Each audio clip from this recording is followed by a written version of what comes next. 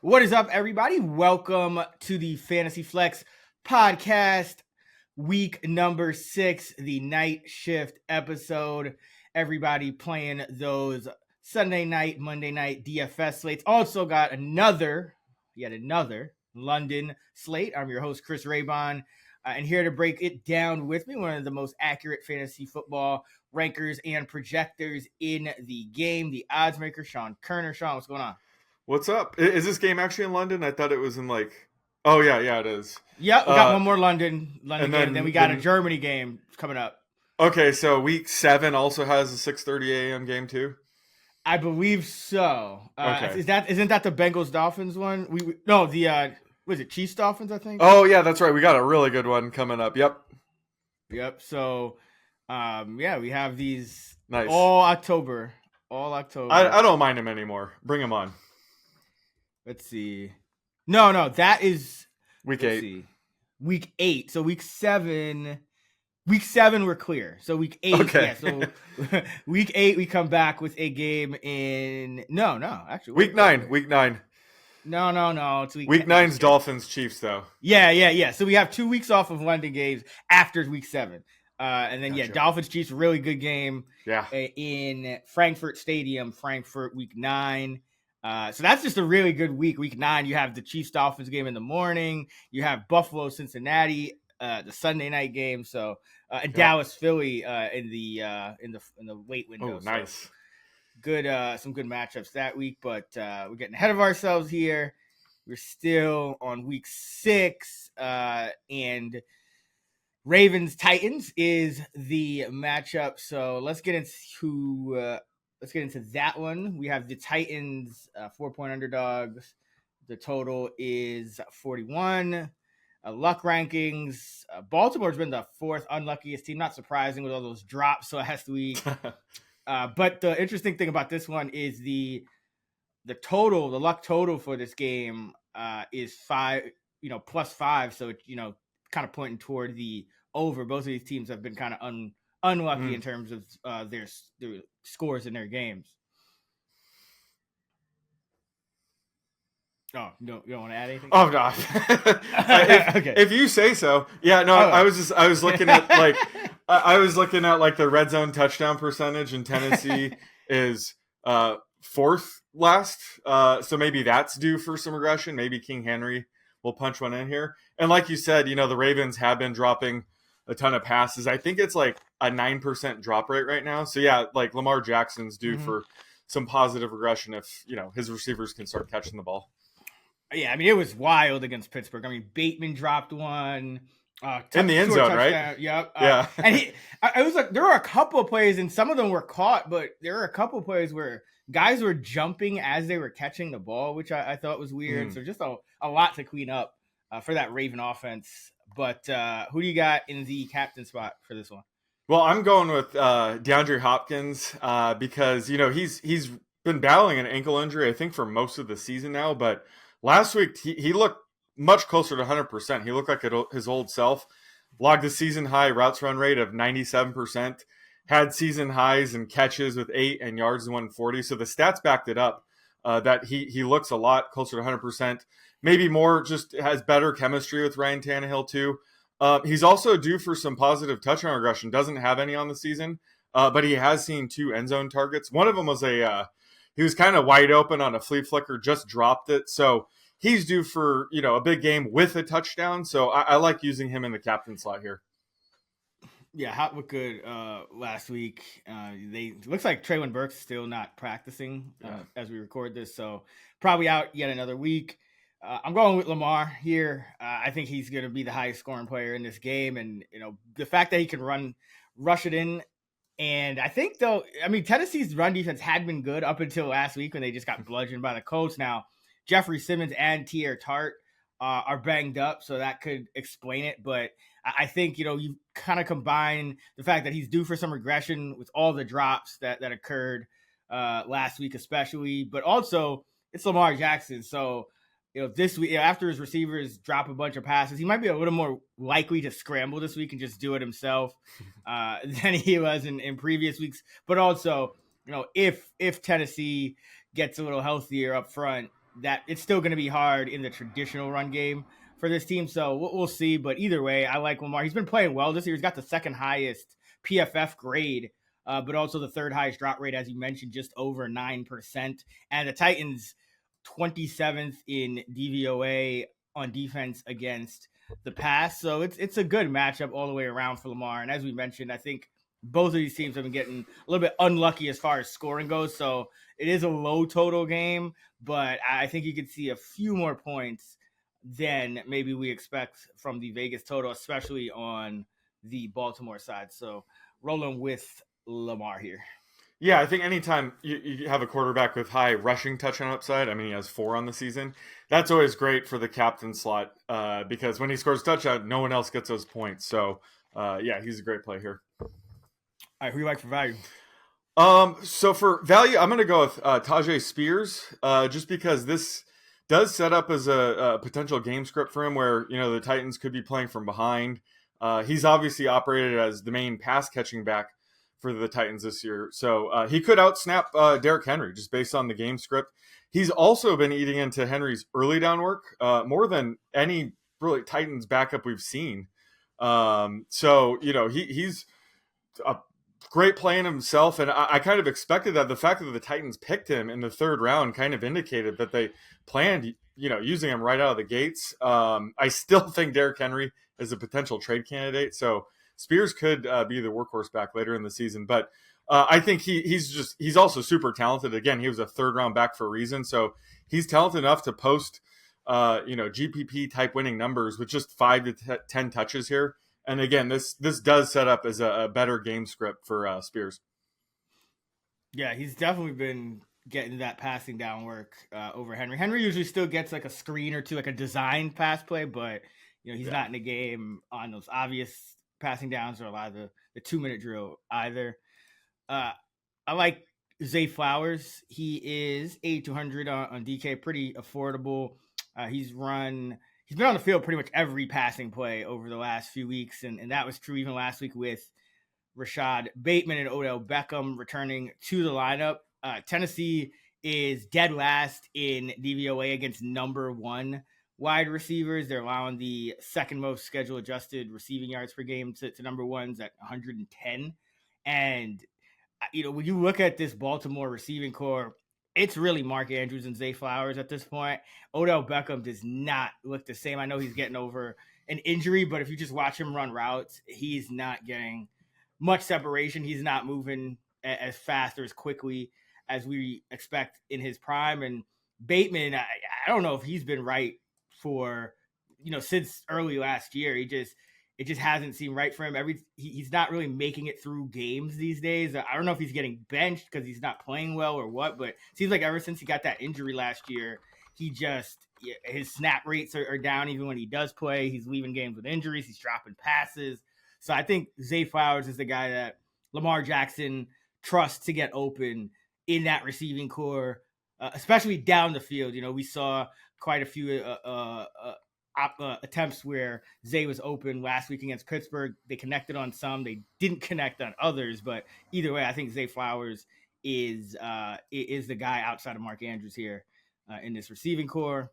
And also, I think Gus is interesting here as a contrarian play. Gus Edwards at 5,200. He's pretty cheap for a guy that's been getting double-digit touches each of the last 4 weeks. Even with Justice Hill back the last 2 weeks, Gus has gotten 15 and 12 carries. And Tennessee, they're really not giving up a ton of targets or catches to running backs. So this does set up as more of an Edwards game. And also, as you mentioned, Baltimore could be playing from ahead here. So, after they throw a back-breaking interception on the first goal line fade that Lamar Jackson has ever thrown in his life, that was last week that play to Beckham. I don't think Todd Monken calls that again. I think it's going to be either Lamar or probably Gus. I know Justice Hill's actually been mixing in a bit in the goal line, but I do think Gus is the better fit for this matchup, especially if Simmons and Tarter are banged up. Even if they do play, I think you want, like a physical back like Gus Edwards to carry it up the middle and test those guys because they were bad against the Colts and Zach Moss last week, and that's just not something we've seen from the Titans. So I do think Gus, even though the matchup on paper doesn't necessarily stand out a ton, I think he's cheap enough and good, and a good match for this potential game script. And I don't think especially with Justice Hill having a pretty good game last week, at around the same price, I think Gus's ownership might be a little bit lower this week. So like him as well. Yeah, and his efficiency should start to creep back up because they were dealing with some pretty significant offensive line injuries the first few weeks. But now with, Stanley and Linderbaum back, we should, Gus has always banked on extreme efficiency, and we should see that start to creep back up going forward. Yeah, you could kind of like J.K. Dobbins type same numbers as him. Like get over 5 yards of carry, don't catch too many passes, but yeah. Okay, who do you like for dart throws? So sort of piggybacking your Zay Flowers call, obviously this guy is nowhere near as talented as Zay Flowers, but I'm going to go with Nelson Aguilar. Basically because, Rashad Bateman and Odell Beckham returned to the lineup last week, but they're still, neither one is really 100%. I don't know if Bateman's going to be right all year. He is coming off that Liz Frank surgery. So it's been Aguilar who's really been, the number 2 receiver. I think he's showed pretty good chemistry with Lamar Jackson. So, last week he caught 4 balls for 64 yards. So he's a guy where, I'm assuming Bateman and Beckham will be active again. So on paper, it'll look like, Aguilar's the number 4 wide receiver. Why would you take him? But again, he's been effectively been the number 2 wide receiver. So I think they lean on him again here. Not really expecting a big game, but this is a slate where there's not too many weapons. So I think Aguilar is pretty sneaky as a dart throw here. Yeah, I got to stop jinxing these wide receivers because I remember we were talking in the offseason and I was like, watch Nelson Aguilar be like the number 2 receiver. And I was just joking. Same thing when I was like, watch Van Jefferson lose his job. Like I was just kind of joking around and like these things have been coming to fruition. So I need to just shut up about these like backup receivers. But you're right. Is Aguilar the Zach Pascal rule? I think he's a better receiver than Zach Pascal. Sure. I think the reason Zach Pascal gets so much love from, in Arizona, he's only playing about 20% of the snaps, but in the past, I think the reason he got so much love from coaching staffs is because he's a very good blocker or in the run game. Kind of reminds me of, who was that receiver on Washington back in the day? I think his name was something Morgan. Was it Quincy Morgan? Something Morgan. Now it's gonna bother me. I gotta check. I gotta look it up. Man, I'm stumped on that one. Let's see.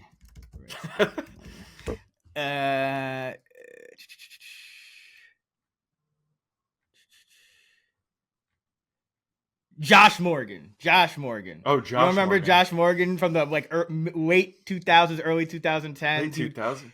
Was he just like a 2-week flash in the pan kind of guy? No. So his career numbers, he would catch between about anywhere from 20 to 50 passes a year, and like he would be starting every game, and he never caught more than 3 touchdowns. But yet he would year after year. He had a pretty long 2008 to 2014 career, and he started most of that time with the Niners and Washington, and it was basically because he was a good run blocker. So that's Zach Pascal. But anyway, Nelson Aguilar is a better receiver than that. Yes. This is a great matchup. Tennessee's been struggling on the back end.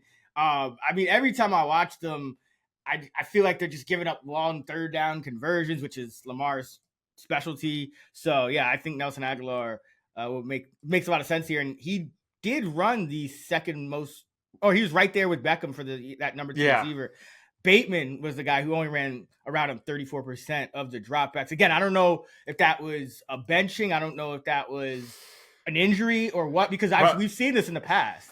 Yeah, probably a mixture of both, to be honest. Yeah. But Beckham, 64% is probably where he's topping out because he's all banged up this week. So, I think I'm projecting Aguilar to be right around there again this week, 60%, until Beckham or Bateman can prove they can get through a full game. Yeah, and I don't even have them written down, but I wouldn't even be surprised if Devin Duvernay mixes in for a couple more snaps. It's interesting though. The another guy that seems to be in the doghouse outside of Bateman is Isaiah Likely. You know, because you would think that in this in this offense, if the receivers are struggling, especially that week when everyone's banged up, you would see more Likely. That hasn't happened. His snaps have gone down every week. Yep. He's not blocking well either. So that could be potentially what the cause of that is. But yeah, I think you're definitely looking for value from these receivers at this point because we can't trust Likely, and the third string tight end doesn't even get active status on a lot of game days, Charlie Kolar. So I'm going with Kyle Phillips though as official dart throw because came off the injured reserve last week. His first game back, he ran around 38% of the dropbacks. Shout out to Chris Moore for still playing a full game and holding it down for my convince me prop. And go under 2.5 receptions with exactly 0 receptions. But he's a guy who he's priced up more. If Burks continues to miss, which it looks like he may, then Moore will probably still continue to be out there. And he's more. They're using him almost exclusively as a deep shot clear out guy this year. So he's really not getting a ton of targets.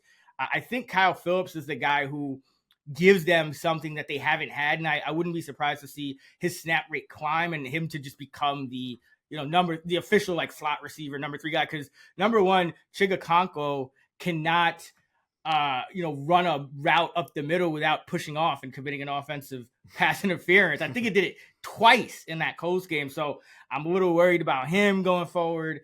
Moore, is more of a deep shot guy. Akide is playing well. But I think they really could use a higher percentage route runner in the intermediate and short areas to help out Ryan Tannehill so he doesn't have to fit all these passes in, sideline and deep down the field and flea flicker and all that. Like if they just had a guy who could just run a drag route and pick up, 7-8 yards, which Kyle Phillips can, I think that would help the offense a lot because it has been touch and go for the Titans offense. So I think Kyle Phillips, both from a schematic perspective and just, based on what we saw last week, is trending upwards. So like him at a min price this week.